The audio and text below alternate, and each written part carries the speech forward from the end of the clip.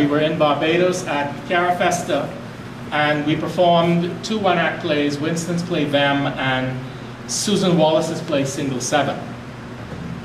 So I agreed to direct And Miss Reardon Drinks a Little, featuring Jeannie Thompson, Angela Scott, Francilia Bosfield, Arlene Miller, Sharon Hoy, who is now Ella Joyce. Some people, she was Sharon Hoy, very, very skinny back then. And then she did this TV series called Rock a number of years later, quite bigger.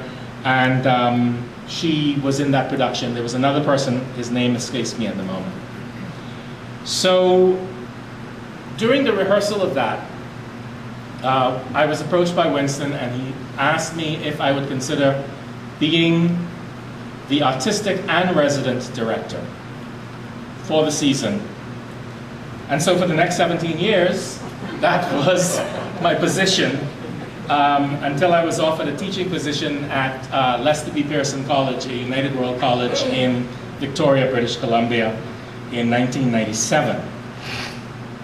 Now, one of the earliest highlights was we had a great season in 1983. We had a good season all through, but 1983 was specifically memorable because Winston Clement and I worked on a reimagining of Sammy Swain, the folk opera. Originally it was a dance show where people sat in the pit, and Clement used to tell the story. And we decided that we would work on it to make it an actual folk opera. And there's a really great funny story about driving in a car that Eunice had, but that's for another time. That year we also was the first production of You Can Lead a Horse to Water, which to this day, in my opinion, is the greatest Bahamian play.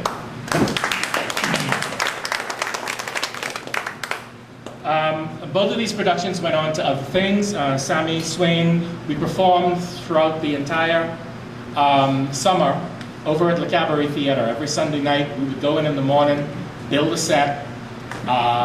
They would give us a hotel room to chill out in for the afternoon, and then we would perform in the evening, strike the set, and do it every Sunday.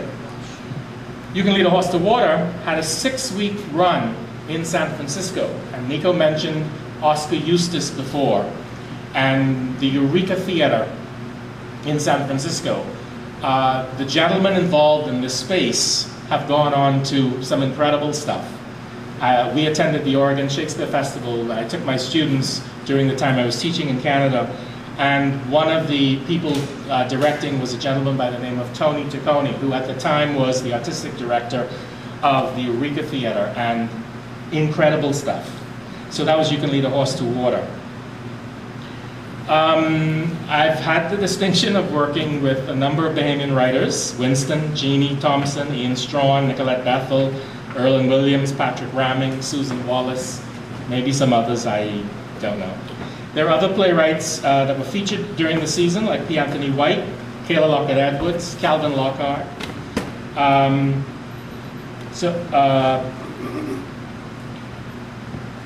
We were always, people always said, you know, do the Bahamian play, do the Bahamian play, and we would say, yeah, that's fine, as long as it's of quality. We're not just going to do it because it's Bahamian. It has to be of quality. I'm not going to read these names off, but these are the actors. These are some of the actors who worked in the season for a number of years. We went 19. He's there actually. Yeah, he's actually in this one. This is my part, so I put him in. The season also provided opportunities for directors.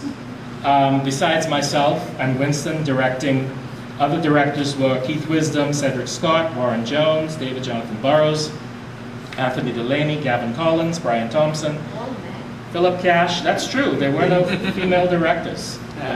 Not by any, you know, they just didn't show up.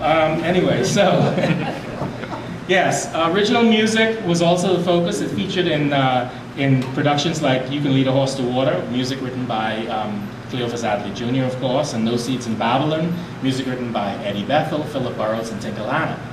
So And we did reviews with music, such as This We Things, and we actually did musical productions like Once on This Island. I think in the 1998 season, one of the falling outs that we'll talk about later on occurred around Blues in the Night, which was directed by Mr. Ian Poitier. In the late 80s, a summer season was introduced, which allowed new experimental works to be produced. This mini-season gave an opportunity to new directors to try out less commercial works, or for established directors to go in directions that they may not have tried in the winter-spring season.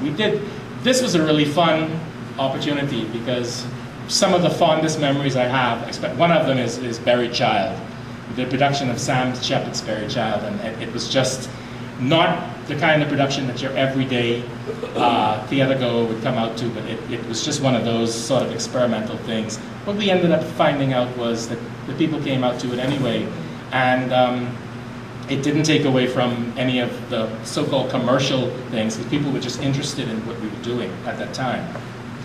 Various workshops took place during the run of the season to help build the acting community needed to sustain the number of productions required to keep the season going. A season usually consisted of 5 major works. We would do 10 nights, we'd do 2 weeks run, 2 weeks off, 2 weeks on, 2 weeks off. That would be the way it would go. As resident director, I would often direct production number 1, production number 3, and production number 5. And then we'd bring in somebody to do production number 2 and production number 4. So I basically moved out of the opening of one production into rehearsal for the next production. A number of outside directors and productions were invited to participate in the season, including Trevor Rohn, who came in and directed a local production of Smile Orange, Dennis Scott, who was one of the main dancers at the Jamaican National Dance Company. He came in and directed a production of Playboy. We imported an entire production from Trinidad of Sizwe Banzi is Dead with Errol Jones and Wilbert Holder. And Cedric Scott came back home and directed a production of Tribute. That's only some of the things that happened during that time. The quality of the work produced in the season was widely known. Professor Rex Nettleford observed during a rehearsal at the Dundas that while Jamaica led the Caribbean in dance, the Bahamas held the lead in the Caribbean in drama. It was often noted by people who would have seen some plays in either the West End or on Broadway that the quality of the work in the season was either on par or sometimes better. A specific production I remember was I'm Not Rappaport. And people spoke about that very highly of people who yes, Julie was in that production. Yes. Starring Nick Bancroft and Winston Saunders. Because we wanted to have the high quality, sometimes we were criticized by people who didn't make the cut, or by either being denied a role or being able to get their play produced. But the directors decided to take the criticism and opt to fall on the side of quality rather than to appease its critics. The growth of the actors was only one of the goals of the season. The growth of the audience was another.